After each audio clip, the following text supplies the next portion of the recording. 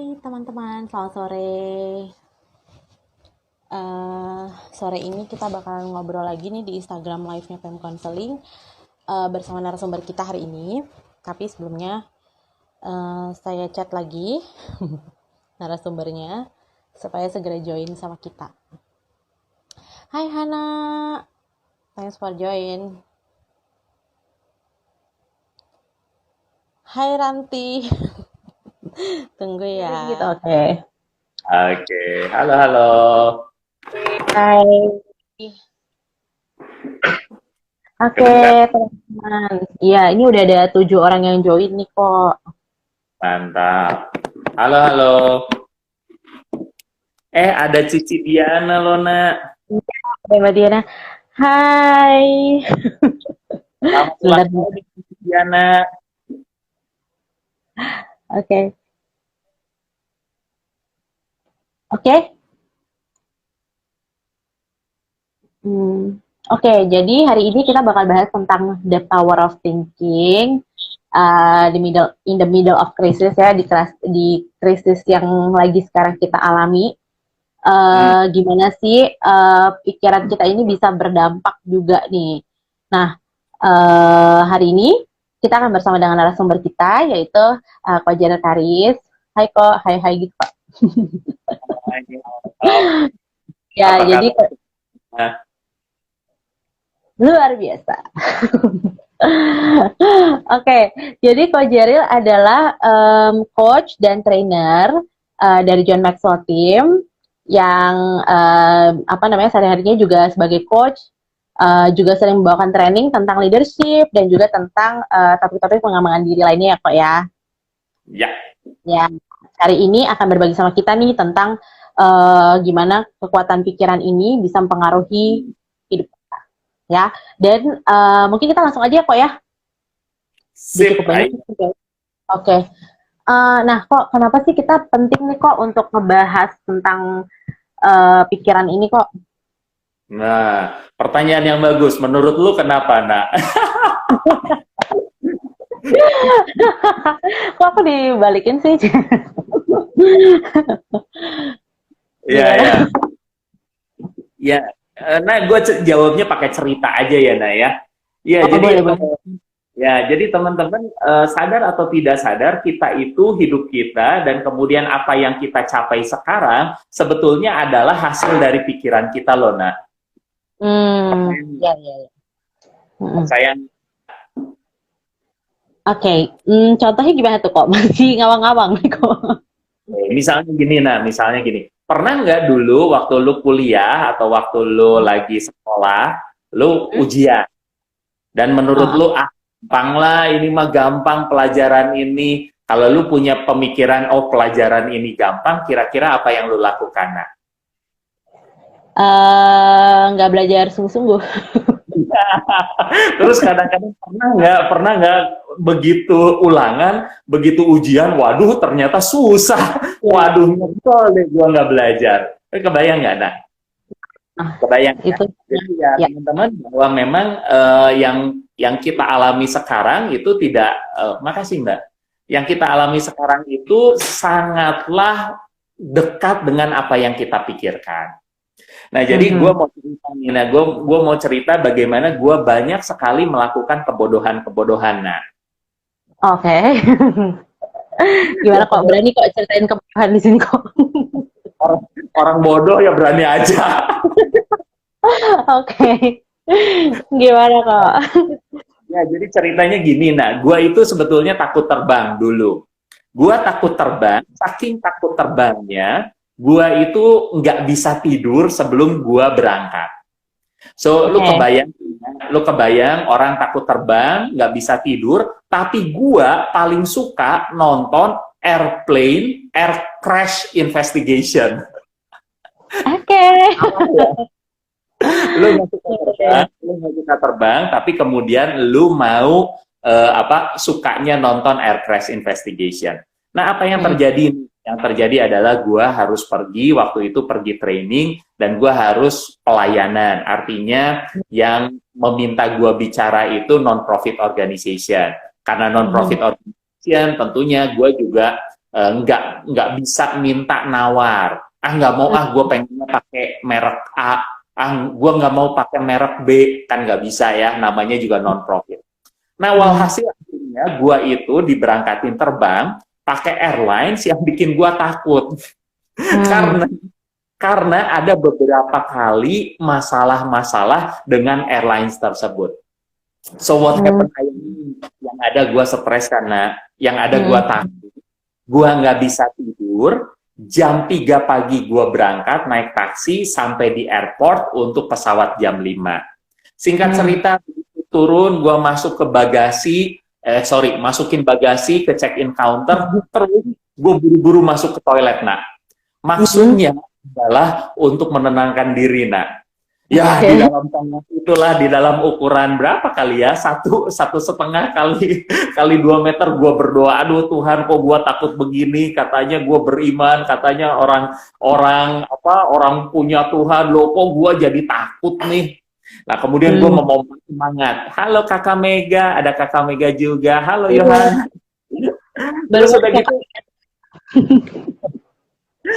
Terus udah gitu, nak, gue udah sambil berdoa, sambil menyemangati diri, kemudian gue bangun, gue buka pintunya dan gue punya tekad dalam hati, pokoknya gue nggak takut lagi. Begitu gue buka pintunya, terus ada ibu-ibu bilang, ngapain kamu di WC cewek masuk ke sini? Oke, salah masuk ya. Salah masuk ya, nak. Untungnya gue nggak ditangkap hansip, ditangkap satpam. Bayang nggak maksud gue? Ya, jadi apa namanya, nak? Yang terjadi sama gue, saking gue takutnya, gue takut terbang, sampai gue tidak memperhatikan sekeliling gue. Gara-gara gue berpikirnya takut, gara-gara gue berpikirnya nggak nyaman, sampai gue salah tingkah sendiri. Yang lebih parah gini, nak. Yang lebih parah adalah, mungkin lu juga pernah kali ya, kadang-kadang ini suka memperburuk pikiran kita sendiri. Contohnya, kaki gue kok kayaknya gede ya. Emang sebenarnya bawaan gue kakinya gede, Bo. Tapi kok kayaknya gue ngeliat kaki gue gede, apa gue bengkak ya? Lalu kemudian gue searching di Google.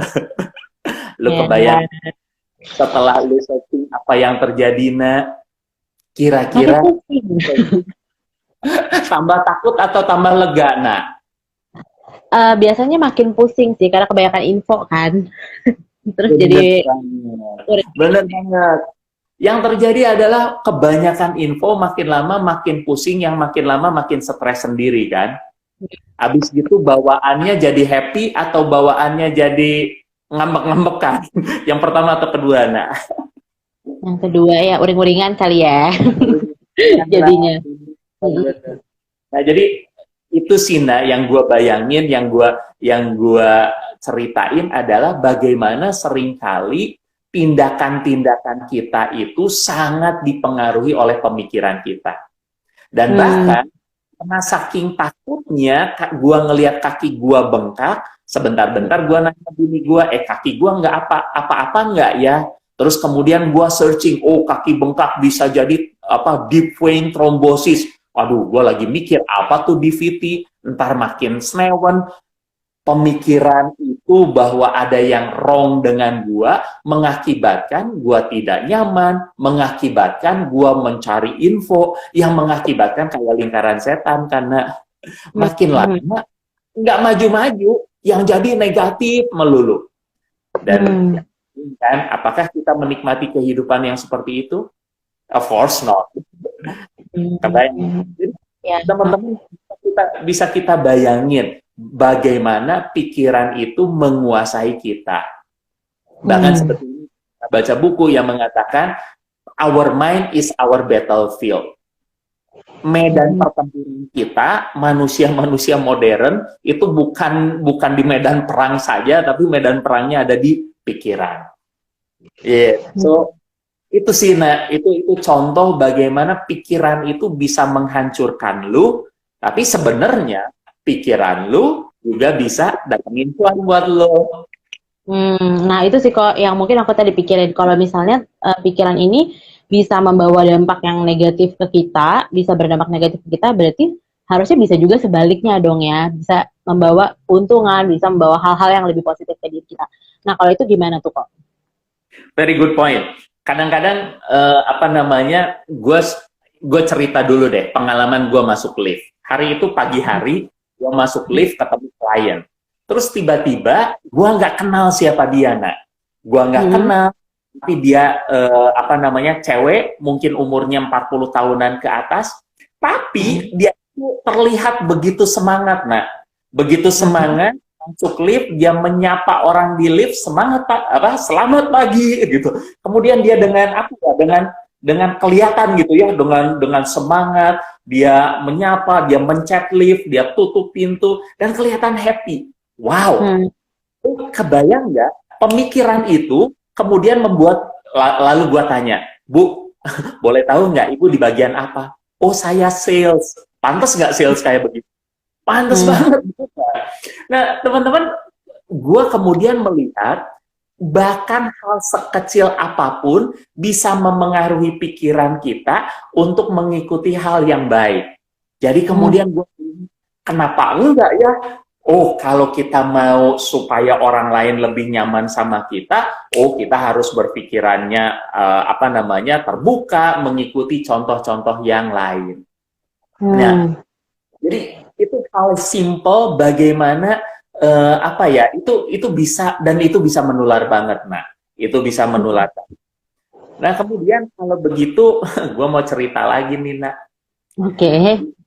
Ini lagi zaman krisis corona kan ya, nak. Zaman krisis corona ini kira-kira orang banyak menderita kerugian, banyak nggak? Banyak lah kok. Pasti banyak. Warungnya gue juga kena, nah, merugi banyak. Ya. Tapi kira-kira kita bisa dapat untung nggak dari zaman yang sulit? Mungkin bisa ya. Mungkin bisa ya. Ya, caranya gimana ya? Nah, teman-teman, ini contoh adalah yang menarik adalah semua dimulai dari pikiran. Gue punya kenalan yang dia memproduksi APD. APD itu alat perlindungan diri. Nah, gue kemarin teman-teman pada ngumpulin sumbangan untuk beli APD untuk dibagikan ke berbagai tempat di Jakarta maupun kota. Nah, dalam waktu 2 hari orang ini bisa produksi 1000.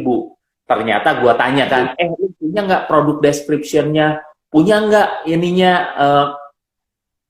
bahannya dibuat dari apa saja dan lain sebagainya? Terus dia bilang, aduh Pak, sorry Pak, kami rumahan. Ternyata dia nggak punya.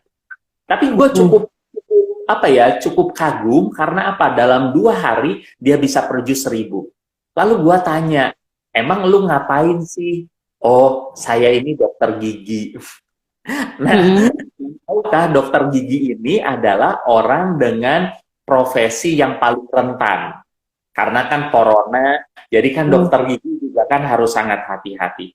Tapi ini yang kemudian membuat gue amazed dan membuat gue terpesona ketika gue tanya sama dia, lu mulai kapan?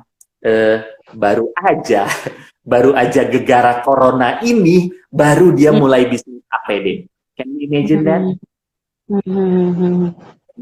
Sama, dimulai dari mana? Dimulai dari pemikiran bahwa ada yang bisa gue lakukan, pasti ada solusinya, di mana gue bisa menjaga kelangsungan hidup, sekaligus gue bisa bantu orang. Karena ternyata dia keluarga yang tukang jahit. Jadi ada krisis, ada tantangan, tapi dia punya pemikiran bahwa hal ini pasti ada solusinya. Pasti ada sesuatu yang dia bisa contribute untuk menolong orang lain, sekaligus menolong keluarganya, yaitu dengan bikin apa. Dan you know what? Dia melakukan itu dengan cepat. Dan mungkin ya buat teman-teman siapa tahu ya, teman-teman mungkin yang punya UMKM, teman-teman mungkin merasa, waduh kok UMKM susah nih menghadapi tantangan. Tapi menurut gua saat ini justru UMKM itu sangat-sangat maksudnya gini, bisa jauh lebih lincah dibanding perusahaan. Kebayang ya? Penting gue sampein sama saudara gue. Saudara gue ini bekerja di perusahaan garment besar. Saudara gue ini bekerja di perusahaan garment yang mainannya udah gede. Kemudian gue kasih usulan ini. Gue cerita, itu tante gue, tante, lu lihat nggak yang di Sritex? Mereka perusahaan besar tapi mereka beralih ke APD. Ayo dong usulin, di perusahaan tante juga bikin begituan. Dan ternyata semakin besar perusahaan belum tentu semakin lincah. Kebayang nggak? Malah yang katakanlah dokter gigi yang nggak punya bisnis pakaian, bisnis tekstil, dia terjun ke situ. Dan menurut gue keren banget. Justru di tengah krisis ini mereka berpikir pasti ada cara, pasti ada jalan, dan mereka bisa cuan dari situ. Ya gue nggak ngomongin soal orang-orang yang misalnya ngambil cuan juga misalnya, tapi menjual dengan harga yang berkali-kali lipat. Tentu bukan itu yang kita maksud. Tetapi bagaimana seseorang bisa tetap punya pikiran yang positif, tetap punya pikiran yang selalu ada jalan. Krisis ini pasti berlalu, dan mereka bisa find the way out, dan mereka bisa make it happen. Menurut gue itu keren banget. Gue belajar banget dari teman-teman gue yang luar biasa itu, Nah. Oke. Itu kan emang ya tadi Koko udah contohin ya, ada pikiran ini, bagaimana pikiran ini bisa juga membawa ke hal yang lebih positif gitu. Cuman kan kadang-kadang nih kok di situasi yang krisis kayak gini, susah banget nih orang untuk berpikir positif gitu ya. Untuk misalnya gimana ya caranya untuk bisa tadi tuh kepikiran hal-hal yang mungkin nggak kepikiran sama orang lain gitu, yang justru membawa dampak positif ke diri kita. Dan bahkan waktu itu saya beberapa kali juga mungkin ngobrol-ngobrol sama orang, bahkan ada juga yang sampai share ada artikel tahu tentang bahayanya berpikir positif gitu di situasi krisis kayak gini. Malah jadi situasi krisis kayak gini tuh harusnya jangan berpikir positif kayak gitu. Nah, banyak banget yang kayak gitu kok. Jadi mungkin situasi krisis karena memang itu situasi yang negatif, yang mungkin secara umum membawa dampak yang negatif juga ke setiap orang. Jadinya akhirnya sulit nih untuk menumbuhkan cara berpikir yang baru, atau cara berpikir yang mungkin lebih positif, yang membawa dampak lebih baik ke diri. Nah, gimana tuh kok tipsnya atau cara-caranya untuk bisa seperti itu? Very good point. Nah, pertanyaan gue sebenarnya ini deh. Jangankan krisis, kalau nggak krisis aja, pertanyaan gue, kita suka pada mikir nggak? Kebayang nggak? Ya mikir susah sih kok mikir itu. Tapi lu kebayang pertanyaan gue kan ya? Ya.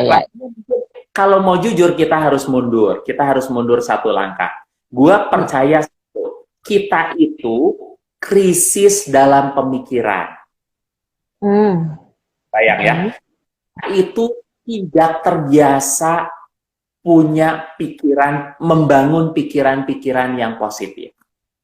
Akibatnya, ketika krisis terjadi, kita jumpalitan.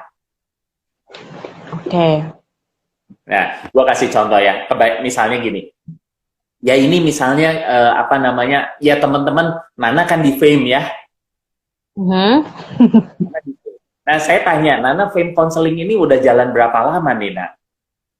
Sudah dari awal tahun, berarti kurang lebih 4 bulanan ya. Oke. Nah, Nana, pertanyaan saya adalah kira-kira untuk sekarang Fame kan sebagai biro biro konseling sekarang melakukan layanan online. Dengan PSBB sekarang itu kira-kira Nina, apa online konseling itu lebih menguntungkan atau tidak? Ya tentunya sih iya kok. Karena Daripada kan mesti kita nggak ketemu yang memungkinkan, kita nggak mungkin kan tatap muka kan. serem ya, yang ada serem loh, nak. Tapi pertanyaan saya adalah, oke, dimulai dari awal tahun, tapi mungkin pertanyaan saya lebih mundur lagi, sebenarnya dari kapan sih mulai dipikirkannya hal tersebut? Waduh, dari tahun lalu kok. Dari tahun lalu ya, Nana ya. Oke, Iya. nah poin gua itu, nah, maksud gua adalah Nana di Fame kebayang kalau ternyata baru ada krisis, baru dipikirin cari apa, kira-kira keburu nggak, Nak? Mungkin keburu tapi gerabak-gerubuk banget ya. Bener banget. Nah, sebenarnya kalau mau jujur, kita ini tidak dibiasakan belajar berpikir. Hmm, Itu menurut gua masalahnya. Jangankan bilang di dalam krisis, di dalam keseharian saja kita tidak terbiasa belajar berpikir. Nah, belajar berpikir apa sih yang penting? Nah, teman-teman, buat saya adalah gini, belajar berpikir misalnya gini, belajar berpikir bahwa saya ini harus make things happen. Contoh, bahwa saya ini adalah orang yang berharga. Karena jujur aja, nak, temen gue punya, aduh gak enak sebutnya ya, tapi misalnya gue punya kenalan orang yang gue tahu, dan sampai usia yang ke-30 tahun lebih, dia sendiri masih nggak happy dengan hidupnya, dan dia masih nyalahin orang tuanya karena dia anggap orang tuanya salah mendidik dia. Lu kebayang nggak? Usia 30-an tahun lebih, masih tidak berdamai dengan dirinya, dengan keluarganya, masih menyalahkan keluarganya. Pertanyaan gue, tiap hari dia pemikirannya positif atau negatif? negatif sih harusnya ya. Kayak gitu. Kalau dia terus-terus memikirkan itu adalah hal yang negatif, betul? Nah, karenanya sebetulnya harusnya kita mulai tiap hari dengan disiplin. Kunci terhadap jawaban Nana, terhadap pertanyaan Nana adalah bagaimana melakukannya, adalah melakukannya dengan disiplin. Mulainya kapan? Mulainya sekarang. Kita kan nggak bisa rewind the clock, kan? Nggak bisa mundur lagi ke 2 bulan, 3 bulan sebelum krisis ini bagaimana? Kita nggak bisa. Tapi yang kita bisa adalah kita harus membangun kebiasaan berpikir positif itu setiap hari. Nah, ini juga ada pertanyaan nih dari kok Roni IQ, gimana caranya gitu ya. Nah, gue tanya nih, aduh nggak enak nanya di live ya, tapi jujur ya, sehari berapa kali lo, nak? Wow. Kalau sehari Nana mandi berapa kali, nak? Oh, 2 dong. 2 dong ya. Sekarang pertanyaan gue, kalau hari ini mandi 2 kali, besok mandi lagi nggak? Iya, iyalah. Mandi lagi ya. Oke. Kenapa mandi lagi, nak? Karena kan udah kotor lagi. Jadi besok di hari yang hari yang berikutnya kan udah kotor lagi, keringetan lagi, jadi harus mandi lagi gitu. Benar, that's true. Nah, demikian juga dengan pikiran. Pikiran itu setiap hari juga pasti kita mulai dengan pikiran positif, tapi juga banyak hal-hal, ketemu teman, ketemu berita yang kemudian membuat pikiran positifnya luntur, akhirnya kebanyakan pikiran yang negatif. Jadi pikiran kita kan bau kan, harusnya berarti pikiran kita dimandikan setiap hari. Nah, caranya gimana? Bener nggak?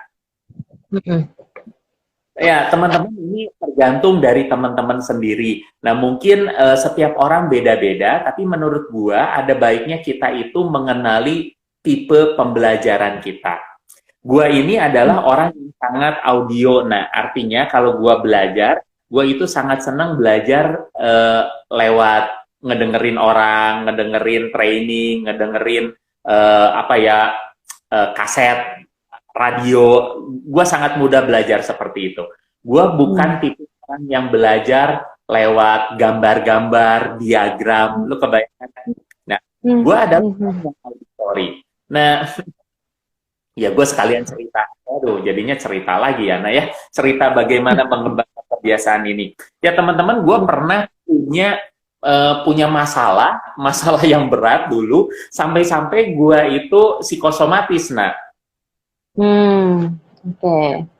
Psikosomatis apa sih, nak? Lu coba terangin deh yang bahasa yang benernya apa tuh, nak, psikosomatis? Ya, psikosomatis kan kayak gangguan di fisik, yang terasa di fisik, tapi ternyata pas diperiksa tuh emang gak ada apa-apa. Jadi kemungkinan dari hal psikologisnya gitu.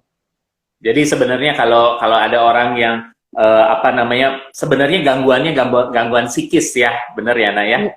Pikiran, ada kecemasan, tapi munculnya sebagai gejala-gejala fisik, misalnya sakit gitu kan ya. Jadi kalau gitu buru-buru datang ke Nana dong ya, harus datang ke Fame Counseling dong. Bisa konseling kan? Bisa banget. Jadi kamu tinggal klik aja tuh yang ada di bio kita, langsung booking jadwal di situ. Ya. Nah, jadi gue itu pernah ngalamin itu karena satu dan lain hal, gue suka sakit di dada gue sebelah kiri. Amit-amit ya, dada di sebelah kiri buat cowok atau ya usia 30-40 tahun, amit-amit kan biasanya orang mengasosiasikan dengan sakit jantung. Bayang ya, nak. Dan tepat seperti yang Nana sampaikan, gue pergi ke dokter, kemudian gue diperiksa di USG jantung segala macam, sampai ternyata gue dinyatakan gue tidak masalah, gue sehat. Tapi ternyata nggak berapa lama sakit lagi. Nah kebetulan istri gue psikolog ya, nah jadi gue berobat nih. Kemudian istri gue bilang, oh itu psikosomatis. Nah teman-teman, apa yang gue lakukan? Teman-teman, yang gue lakukan adalah kemudian karena gue tahu itu adalah masalah psikis, dan gue tahu buat gue itu adalah datang dari pikiran, sehingga akhirnya apa yang gue lakukan? Nah, yang gue lakukan adalah gue membuat kalimat-kalimat positif, pikiran-pikiran positif, yang kemudian gue tulis dan kemudian gue rekam, nah. Jadi, contohnya apa tuh, Pak? Contoh kalimat positifnya apa? Ya, gue sebutin bahwa gue ini adalah manusia yang berharga, gue ini sehat, gue ini bisa menghadapi tantangan yang ada. Nah itu gue sebutin. Jadi ya, gue juga termasuk kan beragama lah ya. Jadi itu juga kayak doa gue. Kemudian ada hal-hal yang misalnya ada ayat-ayat yang menguatkan, gue tulis sekalian. Jadi gue sebutin misalnya gue bawa Tuhan juga, Tuhan gue bersyukur, gue ini sehat, gue ini bisa menghadapi tantangan yang ada, bahwa gue ini mampu. Jadi gue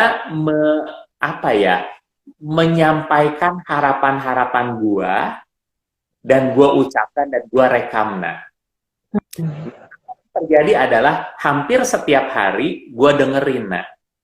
Gue dengerin itu. Ketika gue ke toilet di pagi hari, gue bawa handphone gue dan gue dengerin rekaman gue, nah. Jadi gue dengerin rekaman gue sambil gue menikmati di kamar mandi, gue dengerin rekaman gue, dan itu gue hampir lakukan setiap hari. Dan kadang-kadang kalau misalnya di tengah jalan, kalau gue lagi di jalan atau apapun, gue merasa nggak nyaman, gue setel itu, nah. Sehingga buat itu kemudian buat gue it works. Buat gue itu mengingatkan gue dan menolong gue, dan setiap hari gue diingetin bahwa gue itu hidup hari ini gue punya tujuan. Nah, jadi yang ingin gue sampaikan adalah sekarang kita itu perlu memilih pikiran-pikiran apa yang harus kita masukin ke otak kita, dan kita harus masukinnya setiap hari, nah. Nah, kita harus pilih, dan pertanyaannya adalah pikiran-pikiran apa yang mau dimasukin, karena itu pengaruh banget, nah. Itu pikiran-pikiran positif seperti apa yang mau dimasukin. Tapi poin utama gue saat ini adalah menjawab pertanyaan lu adalah you have to do it every day, nah. Lu harus itu setiap hari. Caranya lu harus find out the best way. Buat gue, the best way-nya adalah gue menggunakan rekaman audio. Tapi belum tentu buat lu itu best way-nya lu. Kebayang ya, Nah ya? Mungkin mungkin buat lu ternyata, gue nggak tahu, lu paling mudah mengingat sesuatu atau belajar paling mudah masuknya lewat apa, Nak? Gambar dan tulisan gitu sih kalau aku. Ya, berarti bisa adalah setiap hari sebelum lu melakukan yang lain, lu harus lihat gambar dan lu harus baca tulisan itu. Kebayang nggak ya? Nah, jadi gue nanya ke lu, butuh usaha nggak, Nak, untuk masukin pikiran itu? Butuh banget. Butuh banget, butuh banget. Jadi kalau menurut gue, teman-teman, yang paling utama sebenarnya disiplin. Disiplin untuk memasukkan pikiran-pikiran yang kita sengaja pilih. Disiplin setiap hari untuk melihat gambar-gambar yang ingin kita lihat. Nah, gue mau cerita. Contoh, salah satu pikiran yang harus kita masukkan dalam krisis ini, salah satu pikirannya adalah this too shall pass. Apaan tuh? Buat gua, satu pikiran yang penting untuk kita masukkan adalah this too shall pass. Itu adalah wisdom dari seorang raja yang zaman dahulu, Raja Salomo, mengatakan ini pun akan berlalu. Nah, kalau kita punya pemikiran bahwa ini pun akan berlalu, tentu yang kita lakukan adalah sebisa mungkin kita tetap punya dan menghidupi pengharapan itu. Ini pasti berlalu. Dan kalau jujur, ternyata krisis ini bukan krisis satu-satunya krisis yang paling besar yang dihadapi umat manusia. Ada yang namanya virus Corona, di mana dalam waktu 2 minggu berapa puluh juta orang meninggal. Hanya dalam kurun waktu beberapa minggu. Itu terjadi sekitar tahun 1900 berapa. Tapi yang ingin gue sampaikan adalah this too shall pass. Ini nggak akan terus-terusan begini. Ini pasti lewat. Nah, itu contoh satu hal, sehingga kita harus terus-menerus masukkan itu. Karena apa? Karena itu akan merubah kita. Kalau kita punya pemikiran this too shall pass, maka yang kita lakukan adalah kita menjalani setiap hari dengan semangat. Kebayang ya, aduh, ini bencana terburuk, aduh, ini hari terburuk dalam hidup gua, aduh, ini nyebelin nih PSBB. Lu kebayang ya, kalau itu pikiran yang kita mainkan setiap hari seperti itu, maka lu menjalani PSBB di rumah dengan sucks. Kalau lu punya pikiran this too shall pass, dan sambil gua nungguin ini berlalu, gua membangun diri gua, maka tentu kelakuan gua akan berbeda. Ini akan berlalu karenanya gua harus ngupgrade diri gua harus belajar hal yang baru, gua harus mencoba network yang baru, mencoba cara yang baru. Karena apa? Karena this too shall pass. Jadi itu contoh satu pikiran yang menurut gua teman-teman harus coba masukin, harus coba ingetin bahwa ini nggak akan selamanya kita begini. Nah, ini cuma satu contoh aja. Oke. Nah, ada lagi sih, banyak lagi. Satu lagi gua kasih ya. Nomor 2 adalah leader make things happen.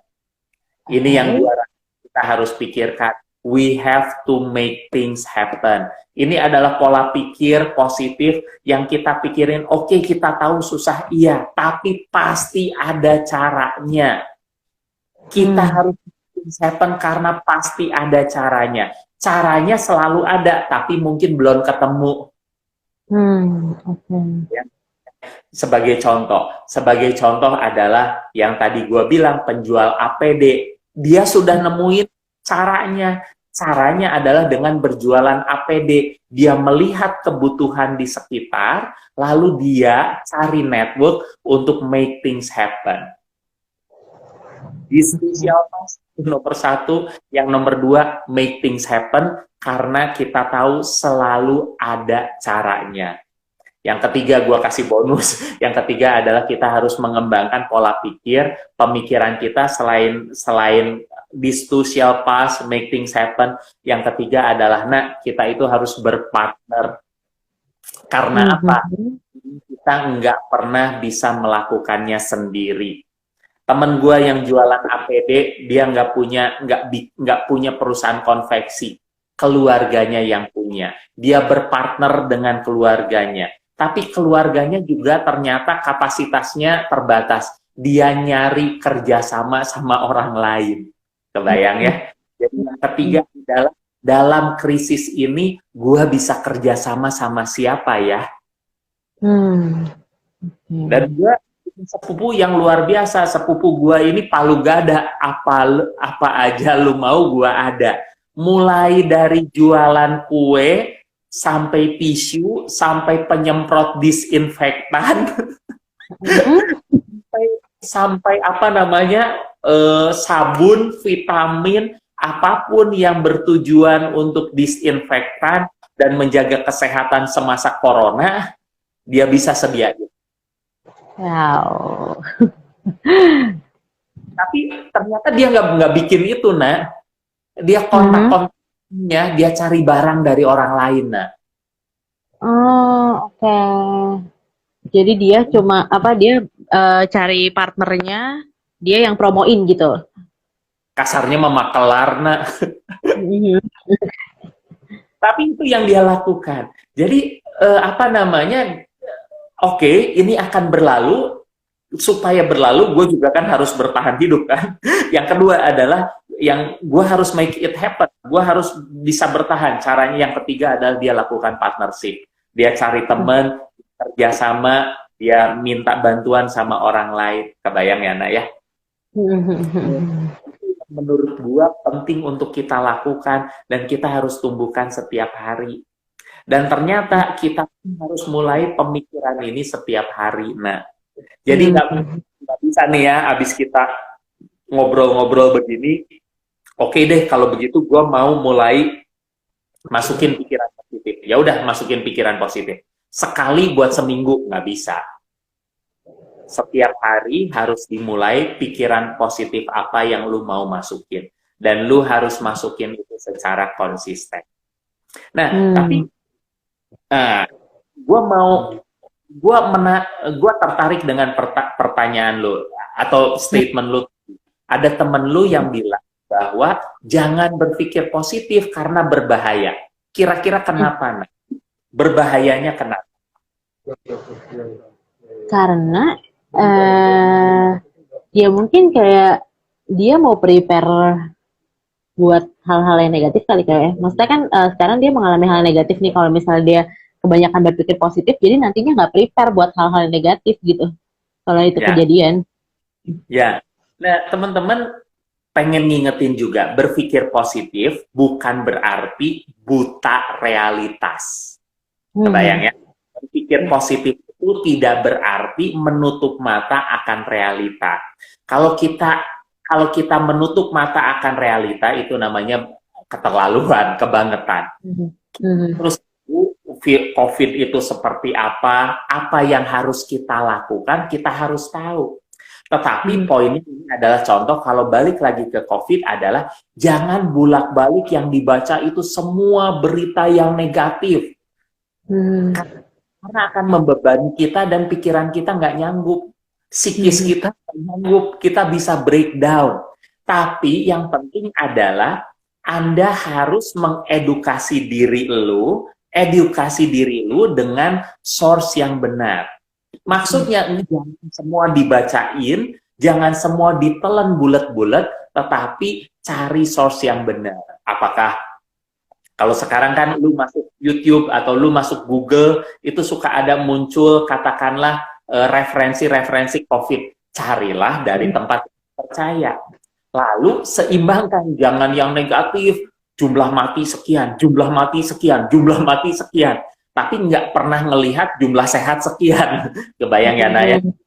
Maksudnya, pikiran positif itu tidak berarti tutup mata terhadap keadaan. Tidak. Berpikiran positif harus dibangun di atas realita. Nah, ini yang penting. Oke.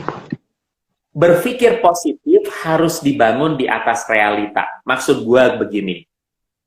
Kalau gue waktu dulu cerita gue dada gue sakit, gue kan harus membangun pikiran positif di atas realita. Gua pergi ke dokter dulu, gua di USG dulu, dan setelah dinyatakan tidak ada apa-apa, gua harus membangun pikiran-pikiran yang positif. Kebayang ya? Jangan dibalik. Belum ada apa-apa, semuanya pikiran positif dan tidak mau atau tutup mata terhadap realita. Nah, itu yang bahaya. Itu setuju. Yang ingin gue sampaikan, berpikiran positiflah di atas realita yang ada. Betul. Oke, terus nextnya apa nih kok? Wah, nextnya kalau begitu nextnya masih banyak ya. Nextnya kalau menurut gue nomor satu, by the way, gue mau jawab dulu nih. Bagaimana supaya selalu berpikir positif? Tadi ada soalnya ada yang nanya ke gue. Bagaimana selalu berpikir positif? Ingat aja kayak mandi setiap hari, betul ya? Kayak mandi setiap hari, pikiran kita harus diisi setiap hari. Gimana caranya? Bisa kayak Nana lewat bacaan atau lewat gambar, atau bisa kayak gue lewat apa? Lewat suara. Betul. Sorry, ada satu lagi. Ada yang nanya, gimana strategi meningkatkan kedisiplinan untuk masyarakat Indonesia? Karena ini kan PSBB ternyata tetap aja ya, ada yang mudik, ada yang masa bodoh, ada yang cuek. Nah, memang sulit, tetapi kembali dimulai dari diri sendiri, mari kita berpikir bahwa saya ini pejuang COVID, pejuang untuk memutus COVID, memutus rantai COVID. Kalau kita punya pemikiran bahwa kita ini agen yang aktif, maka kita bisa taat, minimal taat pada diri sendiri dan minimal mengingatkan lingkungan kita bahwa kita ini agen loh, kita harus bantu pemerintah, kita harus memutus rantai COVID. Nah, artinya kita kembali dimulai dari memaknai, memikirkan bahwa kita ini agen perubahan. What is next? Nextnya adalah sebetulnya kita harus mendefinisikan realita. Kita harus mendefinisikan realita dan kita harus punya persepsi yang benar tentang krisis ini. Dan rasanya sih, kita harus lanjut lagi di lain kesempatan. Iya, bisa 2 jam sendiri ya kok. Jangan kelamaan, nanti kasihan yang lain bosan ya. Oke, jadi hari ini kita belajar banyak banget nih tentang dampak dari kekuatan pikiran itu sendiri ya, bahwa ternyata pikiran itu bisa membawa dampak yang negatif, tapi juga bisa membawa dampak yang positif buat hidup kita. Jadi semoga sesi Instagram Live kita pada sore hari ini bisa bermanfaat nih buat teman-teman yang udah join, buat teman-teman yang mungkin ketinggalan juga bisa nanti nonton, karena akan saya save juga di di story-nya, jadi nanti teman-teman bisa nonton lagi. Dan jangan lupa tadi kalau teman-teman emang merasa butuh penanganan psikologis lebih lanjut, atau mungkin merasa ada gangguan dari hatinya atau dari psikologisnya, boleh ikutan atau boleh. Kenapa? Jangan ragu. Oke. Jangan ragu untuk membooking sesi konseling online kita yang bisa diakses langsung dari link yang ada di bio kita. Jadi nanti teman-teman di situ bisa memilih psikolog yang sesuai dengan spesifikasinya. Terus juga selama bulan April ini sedang promo 35.000 aja satu sesi. Wih, murah banget, Pak. Murah banget, gila sih itu, nggak ada yang segitu sih. Jadi itu emang murah banget. Nah, jadi teman-teman emang selama pas banget nih di masa-masa pandemik ini dan juga sampai bulan April masih promo dengan harga yang sangat murah, 35.000 per sesi. Jadi semoga itu bisa membantu teman-teman juga gitu. Oke. Terima kasih banyak Cheryl untuk sharingnya hari ini. Sama-sama Nana, terima kasih teman-teman. Terima kasih, kita akan mengakhiri sesi kita pada sore hari ini. Dadah. Dadah.